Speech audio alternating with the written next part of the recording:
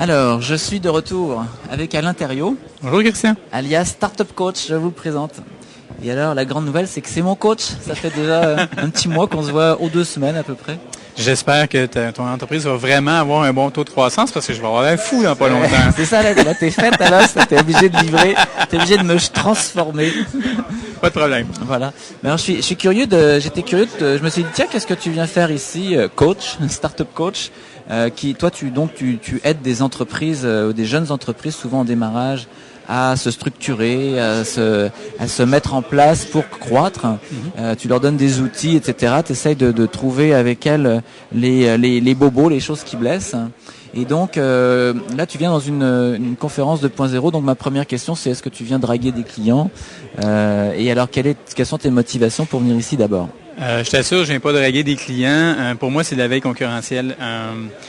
Parce qu'on a souvent l'impression que les nouvelles entreprises sont démarrées par des jeunes qui sont très, très à l'aise sur le web, etc. Moi, je peux te dire que c'est pas le cas partout.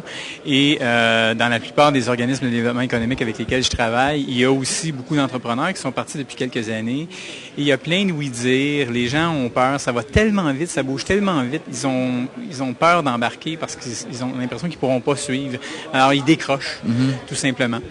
Alors, pour moi, c'est intéressant parce que dans toutes les interventions que je fais, particulièrement quand on parle de branding, quand on parle de marketing, quand on parle d'aller chercher de la clientèle, quand on parle de choisir des meilleurs fournisseurs, quand on parle d'aller chercher des partenaires possibles pour faire des joint ventures, tu peux pas faire autrement qu'être sur le web. Et la clé pour tous ces gens-là, ça commence toujours par les réseaux sociaux. Ils veulent comprendre LinkedIn, ils reçoivent des invitations, ils savent pas quoi faire avec. Alors ça commence par là. Et là, soudainement, quand ils comprennent tout ce qu'il y a derrière, quand ils comprennent les médias sociaux qui sont à côté là-dessus, là, soudainement, ça leur ouvre un monde absolument incroyable. Et là, je me fais poser des questions vraiment sur l'ensemble des plateformes, sur les stratégies, etc. Donc, tant que ça reste à l'intérieur de ce que je peux contrôler, oui, effectivement, je leur donne un coup de main, puis après ça, je réfère. Donc, c'est pour ça que je connais une bonne partie des gens qui sont ici. Ce sont des contacts d'affaires avec qui j'échange de façon fréquente. Donc, ce sont tous des gens que je suis, bien entendu, sur Twitter et compagnie, pour savoir ce qui se passe. Je lis les blogs, tout ça, pour être toujours au-dessus de la vague parce que ça bouge très, très rapidement. Et je peux te donner un exemple pour finir. J'étais ce matin justement en train de finaliser un contrat pour une série de 4 formations sur les réseaux sociaux et les médias sociaux qui vont avoir lieu le printemps prochain. Alors, la directrice de l'organisme me demandait le contenu. Excuse-moi juste une petite seconde. Es-tu un formateur en médias sociaux? Ça m'arrive. Ça t'arrive? Oui, ça m'arrive. Mais tu vas continuer ton histoire, mais c'est-tu une cause ou un effet? C'est-à-dire, c'est un effet. C'est un effet. Et comment s'articule cet effet par rapport à ton objectif, toi, qui est d'aider des entreprises à se développer? J'aide les entreprises à être plus efficaces. Tu peux difficilement être plus efficace sans passer par le web. Et même si les gens disent, ma clientèle n'est pas là-dessus, je finis par leur faire comprendre que de deux choses l'une, ils ont intérêt à y être, ok, parce que s'ils n'y sont pas, il manque quelque chose. C'est ce que tu disais tantôt, mais de là à donner une formation formelle, mais t'as pas le choix. Ça fait partie du package de Startup Coach, finalement. Oui, parce que ça fait partie vraiment de ce qui décolle. Tu sais, quand je dis Startup Coach, ça commence avec toi. OK? Alors, moi, je mets les gens dans l'action. Le gros travail que je fais, c'est de la gestion de la procrastination. Combien d'entreprises... Là, je me sens visé, là. Combien d'entreprises remettent à plus tard leur décision de bouger? Alors, je te dirais, mon travail dans ces ateliers-là, c'est de simplifier l'affaire, puis leur faire prendre conscience que c'est pas si compliqué que ça. Il y a certains petits gestes qui peuvent être faits et c'est tout à leur avantage. Et j'amène souvent la discussion sur le business to business versus le business to consumer. Vous êtes business to business, tu peux y aller relativement mollo, mais si tu es business to consumer, tu peux pas te permettre de pas être présent, tu peux pas te permettre de pas faire un monitoring. Donc, c'est clair.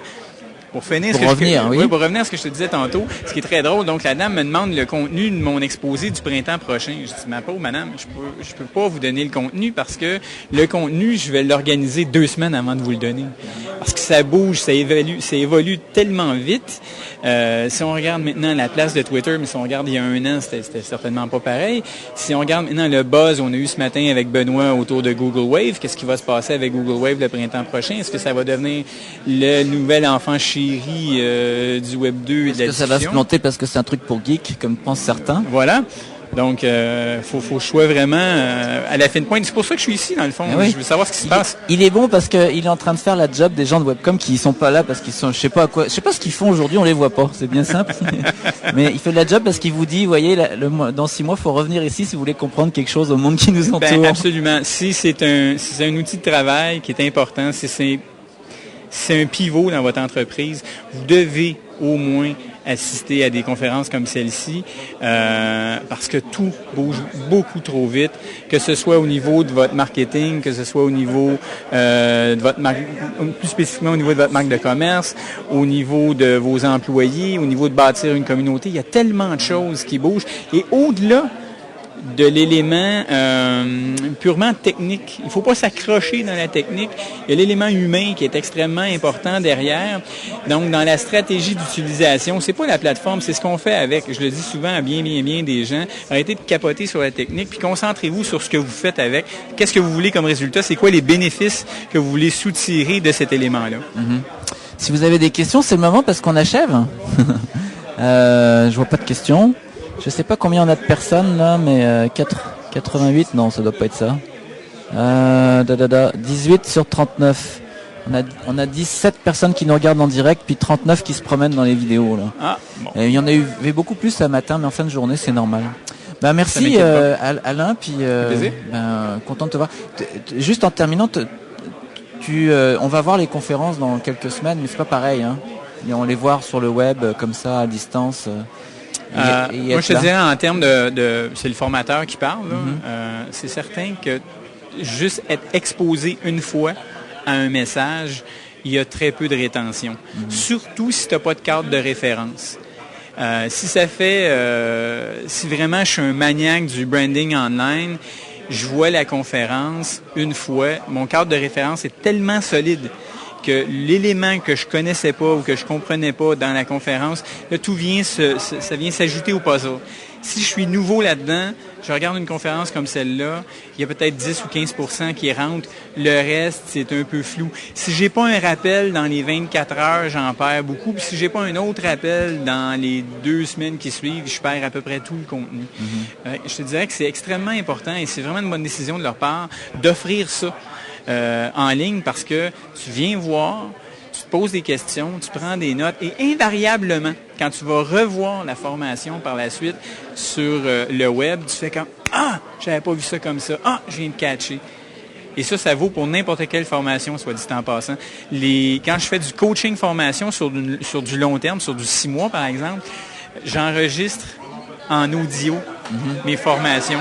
Donc, les gens ont à lire la formation, l'écouter dans leur bagnole, je vais sur place, je discute avec eux de qu'est-ce qu'ils ont compris, je discute avec eux des actions à poser et ils doivent le réécouter au moins une autre fois après la bande audio. C'est ce qu'on appelait à l'école, de notre temps, ce qu'on appelait réviser. Oui, on absolument. Révise, hein. Il y a comme ça que ça rentre. Absolument. Il suffit pas d'écouter le professeur une fois. Il faut faire son petit travail personnel aussi, puis y revenir. Absolument. Ouais, absolument. Merci de ta visite. Le plaisir, Christian. À bientôt, Alain. Au revoir.